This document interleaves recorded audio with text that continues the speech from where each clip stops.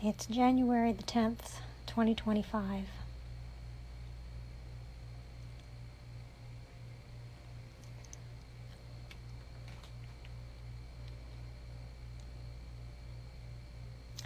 Why that it always seems easier before I start one of these. I always think that I can remain calm and unemotional, and yet I can barely speak. January the 10th, 2004. Early in the morning. Was the first time.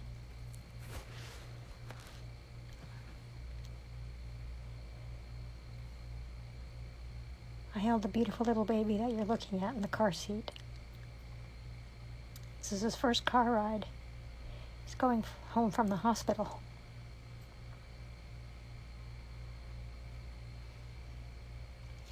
So today he's 21.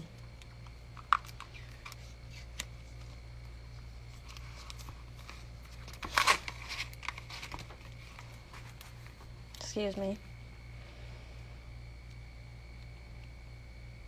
Mommy's making sure he's all tucked in.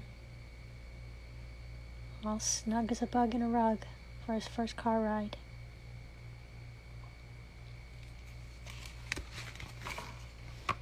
There he is here. He's not very old here.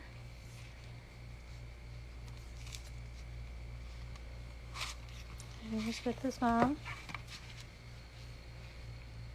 Hanging out with Mommy. Mommy's got her fuzzy jammies on.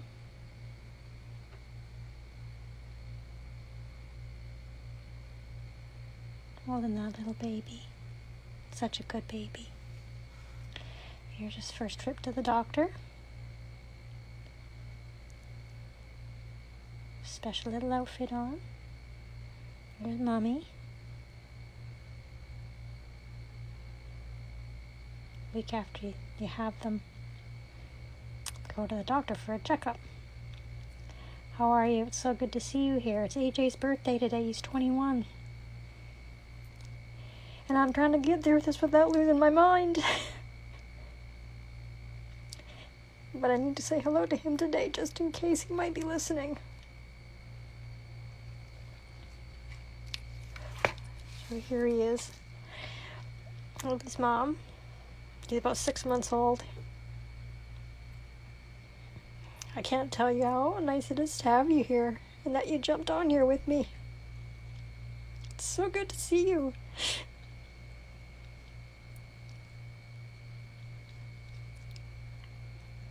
We are at the White Spot in Sandwichton. We're hanging out with Auntie Lisa. Anyway, I owned a barbershop in Sandwichton for many years.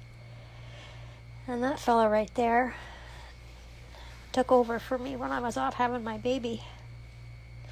Oh yeah, we're still going through it. Because, you know, you're going to want to torture this woman to death. Yeah, we had the SWAT swarm out twice last year just because, you know, you want to let her know that she's not welcome here. I mean, take a look at that little boy.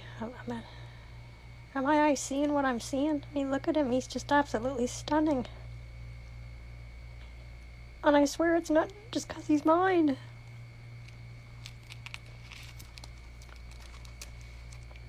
So, for his first birthday, we flew to Australia. And so here he is, his first time at the beach. We're going to the beach. Look at me. Look at that scenery. Oh my lord. Look at that little face though. What in the world? Who are you? You're so freaking cute. Here I am at my party. Yes, I'm at my party. I'm having some cake. Got balloons and a bouncy castle. Bouncy castle. Oh, I can't talk. I'm crying. What's difficult is looking at these because I haven't seen my son since he was 6 years old. I don't even have any idea where he is or what's happened to him.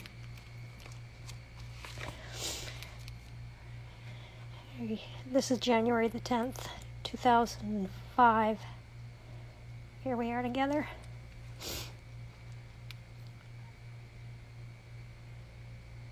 So what's most difficult is knowing that he was never in danger in my care.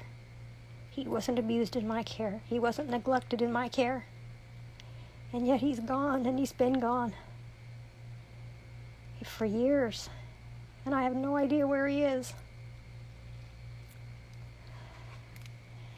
Hanging out with their balloons. I couldn't have asked for a better baby on that flight. You can imagine flying from Vancouver, British Columbia, Canada to Sydney, Australia with a 1-year-old. I was terrified. And we boarded last because I was worried about boarding, which means everybody sitting on that plane saw us get on. And if you've been on a long flight, you know what you're thinking when you see a baby get on. Oh, fuck no, are you joking? There's a baby on this plane? Oh, heaven help us. He was perfect the whole way. And I made sure that we got off the plane last. And as the passengers were filing past us, there must have been at least a half dozen or more that made a comment on what a beautiful and brilliant little boy he was the whole way there.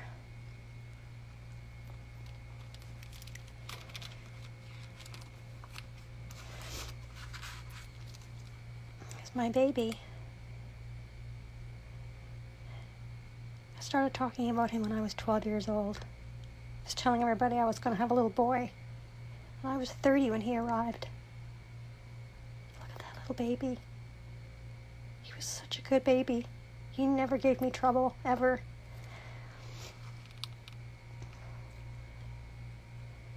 Hello, I'm 1 year old today. Look at me.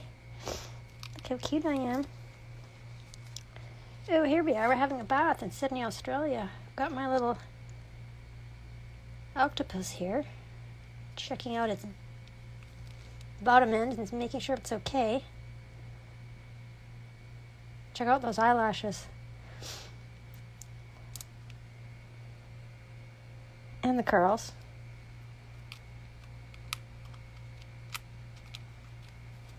Because I'm going to put this on YouTube. Here's me and my mom are visiting somebody. We're out on an outing. We're going to have tea.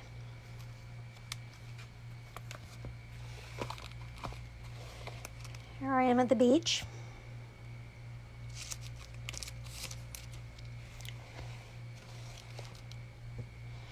I really like the sand. I really like the beach. I'm all dressed up with my little outfit on. I've got my red coat on, my little hoodie, and I've got my little red slippers on. Because Mommy always had me dressed up.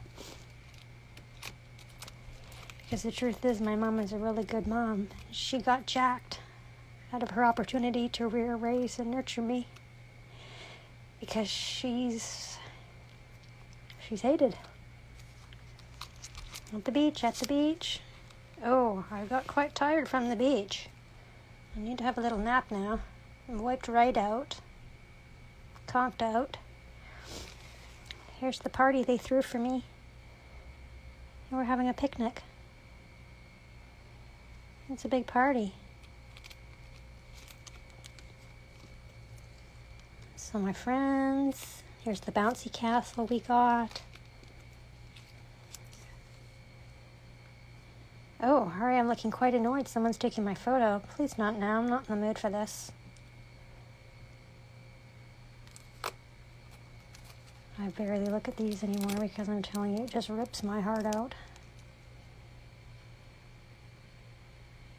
Here I am in Australia with my mom. Yes, my mummy and I were world travelers before I was taken from her loving care. Well, here we are here. Oh, I'm checking out her earring and making sure she's got that fucking thing attached properly. She doesn't want to lose her earring.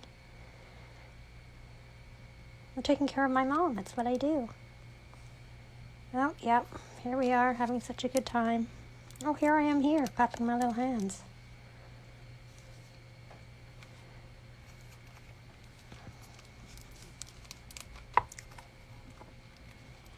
Yeah, we're world travelers. Going to the zoo, we're doing everything. Here I am having some fish and chips at the pier.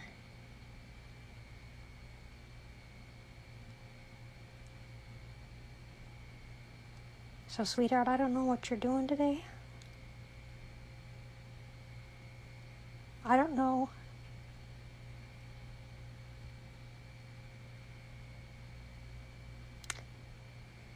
Well, I know you began to live a lie when you were 8 years old. That's what I heard. And your mommy knows that there's no life and there's no love in a lie. I think about you every day. There's not a day that goes by that you're not on my mind.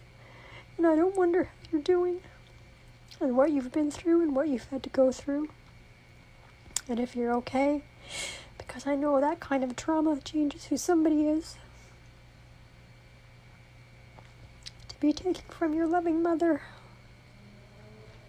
And I know what went on for years because I read what went on. And it was horrific what happened to you. And how do I tell you that I'm sorry? I don't know who you are now, but I knew you were then. I know who you were then when you were with me. And you always made me so proud. You were always such a good boy. You were never a problem. You were healthy, you were happy. And then all of a sudden you're gone and I'm fighting tooth and nail to get you back. To the point that, I'm arrested and thrown in jail. So we've got a repeat here of what I'm going through now with the house. And now we're 2 weeks into 2025 and I am still trying to unpack what went on last year. And I've been quiet for a long time because I am experiencing battle fatigue.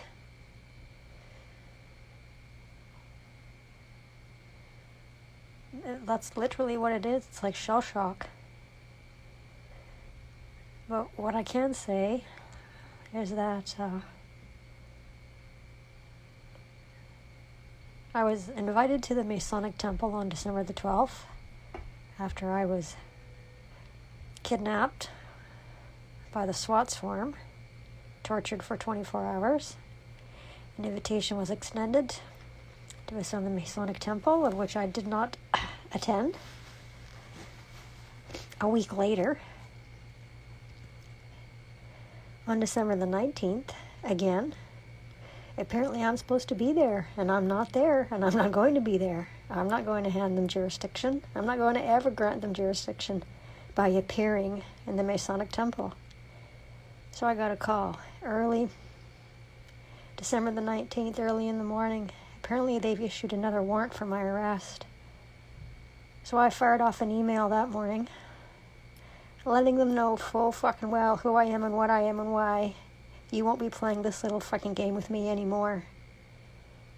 No, you got dirty hands, and what you're doing, you don't have, you're committing a crime and I can't help you with that. I will not be aiding and abetting your crimes. Thank you very much.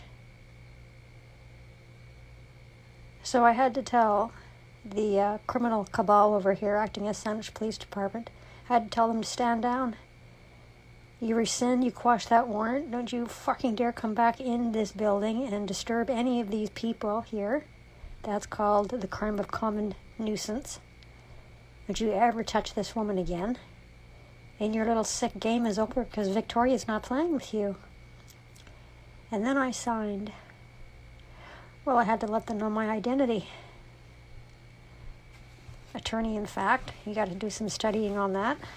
A private prosecutor. If you're the victim of a crime, you're the prosecutor. And I signed at the time without having done enough research on it. I signed it as an ambassador.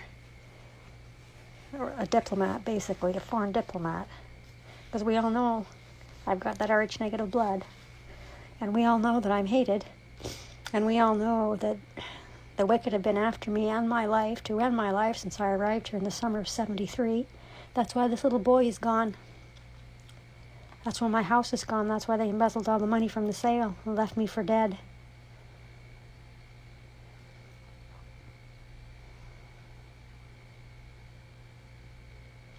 What happens when you go through this kind of hell for this long? You figure out who you are. You figure out who you are. I'm not going to back down and I'm not going to back up. Where is my son? What is my son doing today? Did my son manage to weather the will of the wicked who sought to put him into the kind of... You know what I love about this is, when this replays again, no one's going to see you talking to me. Yeah, this is like a private conversation between I right now. When I upload this onto YouTube later, none of this writing comes up on here. So when the SWAT swarm comes for me, they haul me down to what they call a courthouse. That ain't a courthouse. Fuck no. No, I'm afraid I've been in there one too many times, and this is the age of information. That is literally a Masonic temple. And they are not practicing law in that building, even though they call it the law courts. And because I won't go down there unless they fucking take me with the SWAT swarm. Okay, so they came in and they got me on the 20th of November. Yeah, they had the fucking SWAT team out. They had automatic weapons pointed at me. They had a whole fucking team for me. And we all know what size I am. I'm a petite woman. There's nothing to me. That's actually very true. You know, I heard that years ago. That Australia. So they got me in there, right? And they've tortured me. I'm now in shackles. Oh, yes. Oh, fuck yes. I've been up all night long. I've been humiliated. I've been degraded. And, well, there is what we will call right now an assistant who's apparently helping me. So let me explain how this conversation goes. Because when I get in there and I say to the person acting as the sheriff, I need to speak to the prosecutor. Well, you can't do that. Well, why can't I do that? Why can't I speak to this, whoever the fuck this is that's actually impersonating a prosecutor? Because whoever it is, they don't have they don't know what's going on. They don't have first-hand knowledge of what's going on other than the lies that they've heard or the lies that are written down. So I have a conversation with this assistant of mine, right? This is an appointed assistant, appointed by the province. And this assistant is trying to tell me that there's going to be a trial. So I've never actually spoken to this individual before in my life. And I relate to this individual. I've had my home stolen.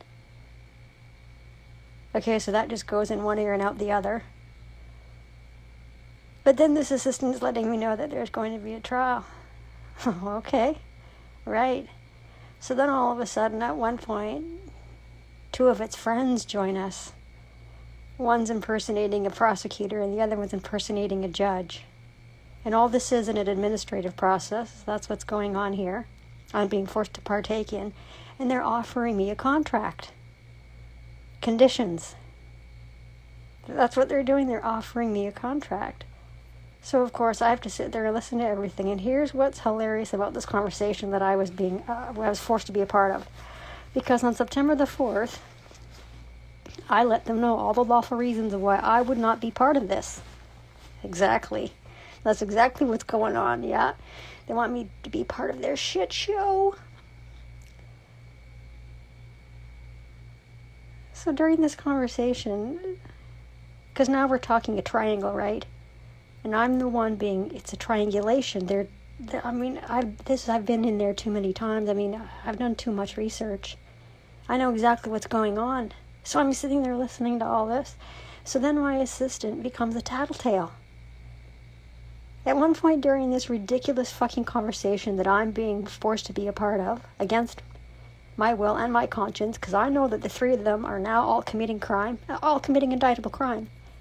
Namely impersonation, then fraud, then aiding and abetting fucking mortgage fraud and trespassing. Of course, they're all making money.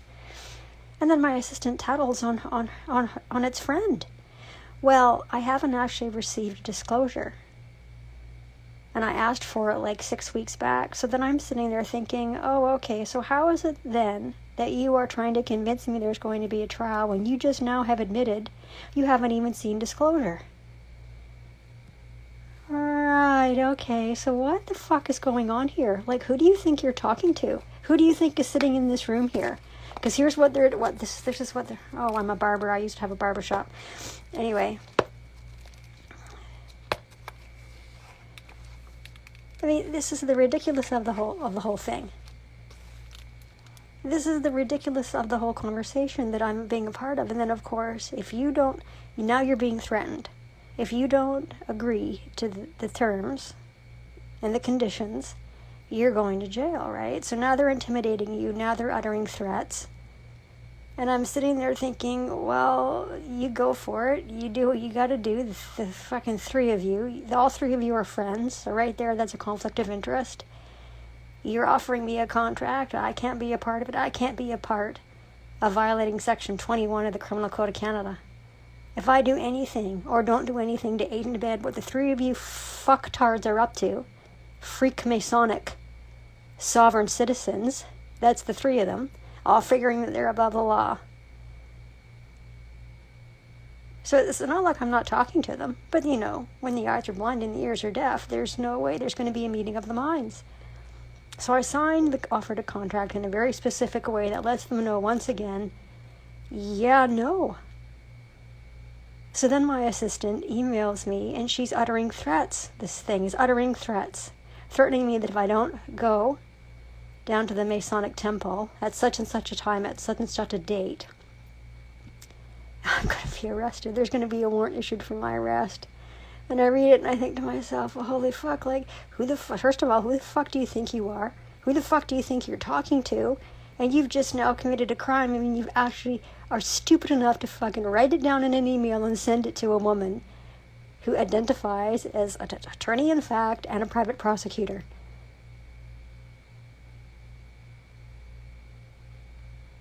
So since I sent that email on the morning of December the 20th, okay, so when you're talking to a dog, you know how you get them to sit and stay?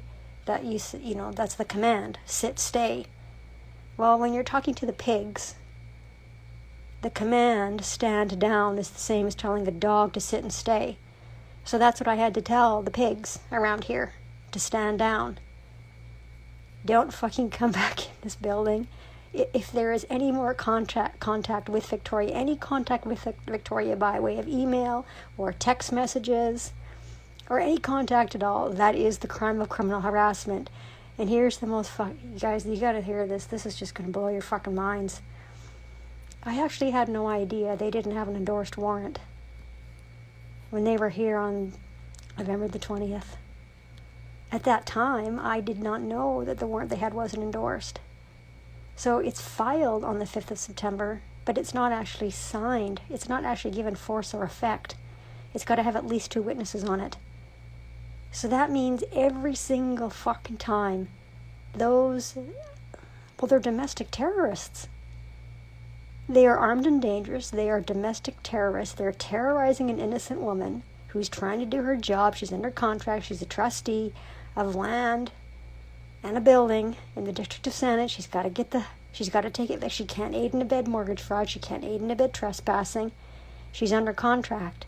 That means every single fucking time they were at this door, and I've got them up on YouTube because I record them. Every single fucking time they text message me, every single fucking time they call me, and I'm talking about calls at 1:30 in the morning. I'm being called by one specific monkey, identified itself as Murray. That means every time there was contact made, that is the actual crime of criminal harassment and uttering threats.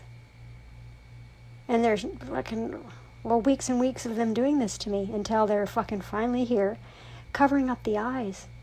There's an eye in the hallway, a CCTV camera, and then there's another eye at the door here, and the door is clearly marked "Do Not Disturb." And they're fucking coming in with automatic weapons pointed at me after they've completely fucking destroyed the door because they're too stupid to use the fucking key. I mean, we are not talking about intelligent creatures here. These are not intelligent creatures. I'm constantly being fucking harassed and traumatized, constantly. This is literally war. It is war, and I'm the innocent party in all of this. as is my son, as is my spouse. They came after all three of us. First it was, well, he and I. They had no case at all. They had nothing. I mean, have you ever heard the term, a picture speaks 1,000 words? Does it look like he's uncomfortable with his mom? Does it?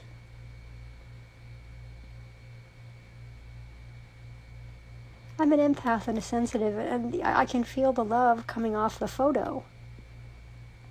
I was talking about him when I was 12. I didn't hold him for the first time until I was 30.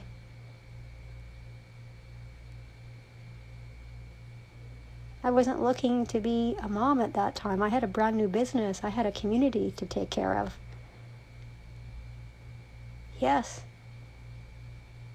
And yet all of a sudden, okay, here you are. Well, you're the one I was talking about 18 years ago. And now here you are. And now look at you. You're stunning. And you were so well behaved when you were with me. You were never a problem. You were nothing but a blessing. From the time I got pregnant to the time you were taken, I'm not kidding, you were nothing but a blessing. I didn't have morning sickness. I'd had no problems like that. Delivery was a piece of cake. And you came out and you were just gorgeous. You didn't spit up like most of the little brats do. You weren't puking everywhere. You had what you needed when you needed it, because I'm your mom and I'm an empath, a sensitive, so I automatically knew. You just know when you're a mom. If you're a good mom, you do anyway. And then you're taken at 5 and they are literally ripping your little life apart to the point that you're cutting yourself because you don't understand what's going on. Yes, I've got pages and boxes of documents that I had to go through, and I had to read my son being traumatized. That's what causes drug use later in life, by the way. Being traumatized. Little like that. When you're little like that. And all I'm trying to do is protect him and get him back, knowing full well, no love, no life, and a lie. And they're forcing him to live a life of lies. So I had to send a letter the other day to this ministry that calls itself Social Development and Poverty Reduction. Bullshit. They do the exact opposite of social development and poverty reduction, and they are fucking hounding me for information they have absolutely no right to hound me for. So I sent a little letter to the nameless, faceless fucking dolt who's bothering me, traumatizing me, and I said, gee, isn't it funny that not one of you social workers has reunited this woman, this mother, with her flesh and blood, her branch? Yes, that's who he is.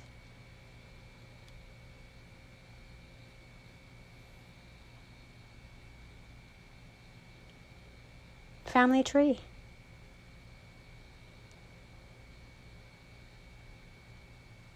Do you have any idea how hard it is for a mother to not lose her mind completely? It's not easy, and it hasn't been easy, and it's still not easy. And I am wiped out, exhausted. But we're going to keep going, because this little girl ain't going to give up. She's not going to stop fighting for what she knows is right. If they can do this to me, they can do this to anybody. And it just gets sicker every day. If you feel the vibration of what's going on, it just gets sicker every day. If you're watching what's happening up in Canada, it just gets sicker every day.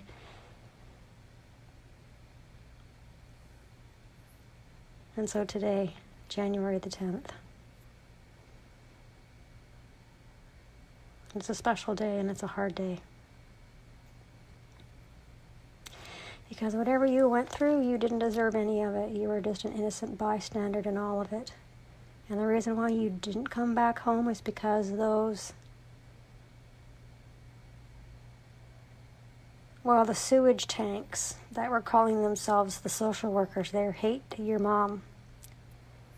So right away I kept hearing, you're never getting him back. He's never coming home. It doesn't matter what kind of lawyer you have.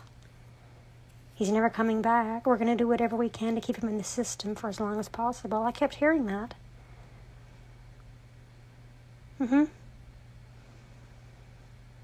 What the fuck is going on down here in this world? You come after righteous people to destroy our lives. So what they did was they completely destroyed the quality of his life, and they've completely destroyed the quality of my life. And then, of course, they come for the house. Oh, yeah.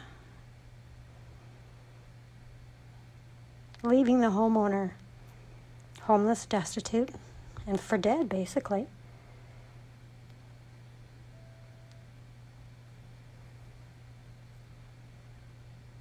But here's the thing. I'm always more worried about you than I'm worried about me. Are you okay? Everybody out there who listens to this later, listen, I care about you and I hope you're okay. And please excuse me for disappearing. You have no idea what it's like to go through this decade after decade after decade. I have other pictures that I could show you. When I was a little girl, I had chronic fatigue like this, and they handed me over to the medical industrial complex. You should have seen what they did to me. I'm just now, at my age, starting to unpack what's happened to me. I'm just starting to unpack it now. It's been that traumatizing. If I think about it too much, it just becomes completely overwhelming. Completely. So the highly marketable ones, these are the ones that don't come home.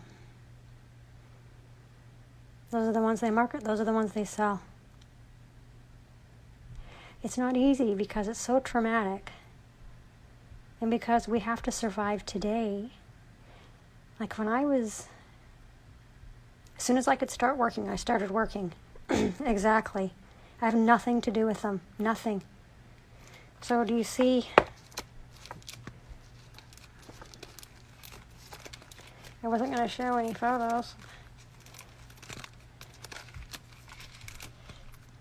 That's my sister Lisa. She's my full-blooded sister Lisa. I have not spoken to Lisa for well over a decade.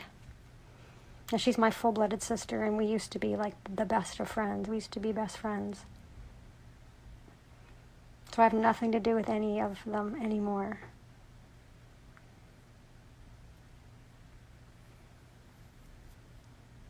I mean, you start to realize like who real family is. It's the ones who can hear you and see you for exactly what you're going through. And of course, she's the only other one who understands what my life was like growing up, because she was the only other one that was there. And so we have that connection. But my mom is one of 7. So that means I have a ton of cousins, a ton of them. I don't speak to anyone. And because what's happening is because we're moving closer, right, to the days of Noah, because the love of most grows cold. Like, that's not a joke. That actually is what's happening. You can see it. It kicked off in 2020 with that scamdemic, when they separated everybody. And now it's only gotten worse. And I see recommendations on my YouTube channel all the time about people saying the same thing. Like, I'm alone, I have nobody, I have no friends, I have no family. I don't want to be around anybody, I don't want to go out. We've never been more connected, but we've never been more disconnected. But to come between a mother and her son, I mean, have you fucking lost your minds? Because there was never a problem between him and I. We've just landed in Australia. Here we are, he's having a strawberry. He's at Auntie Lisa's house. And he's checking out the Australian strawberries. Yes. For that relationship to get ruined for me, you don't, like, how do you explain it?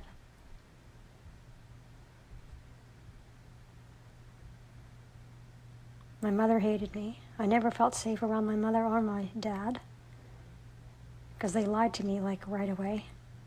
They were the reason why I couldn't move when I was a little girl, which ended up me being handed over to the medical industrial complex. And you should have seen what they did to me. Like, I'm not kidding. I'm just starting to unpack it now, at my age. And we all know I arrived in the summer of 73, which means I got some experience under my belt.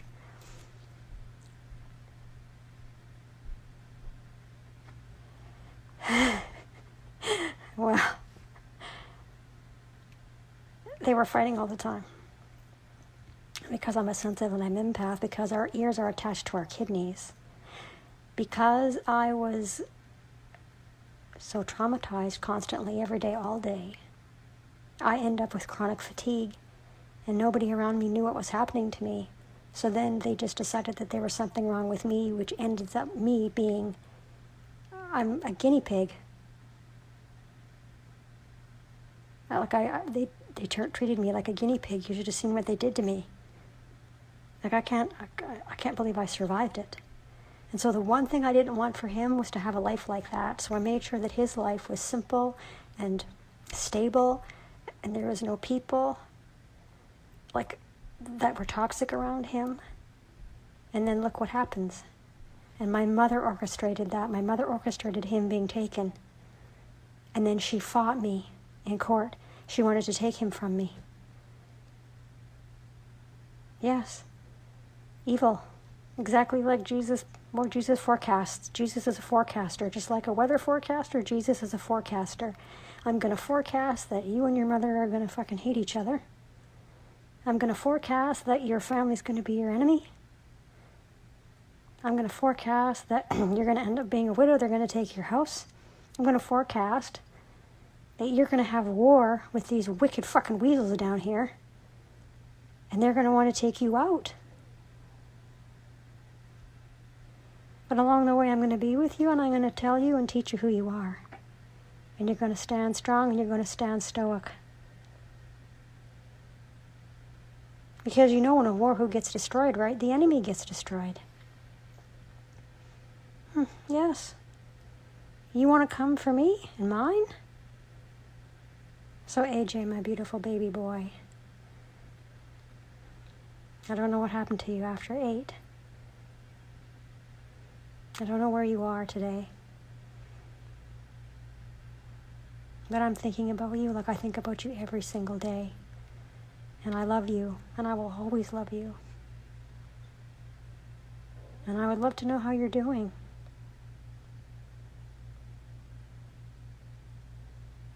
And that you're okay, and that you managed to weather all the trauma that you endured that you didn't have to endure because you should have been home with your mom.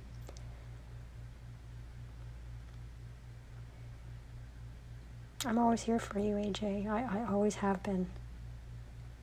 So if you never need me, or if you ever need anything,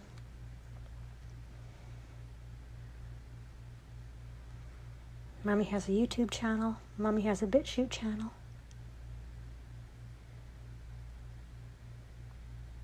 Mommy has an Instagram channel.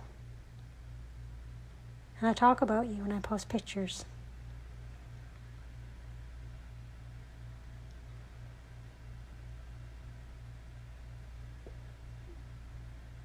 Because you'll always be my son. Always. I have so much to share with you. And to tell you how sorry I am about some of what went down that I know shouldn't have gone down. But I want you to know that I fought for you. Sweet boy.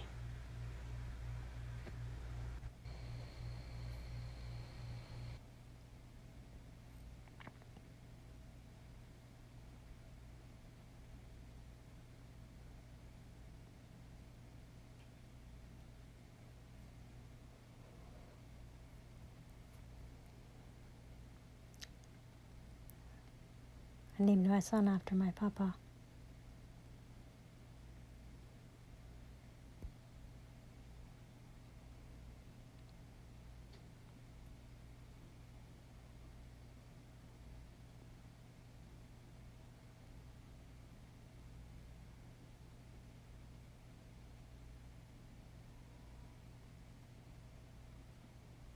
Do you notice my sweatshirt? What my sweatshirt says? It says Roots.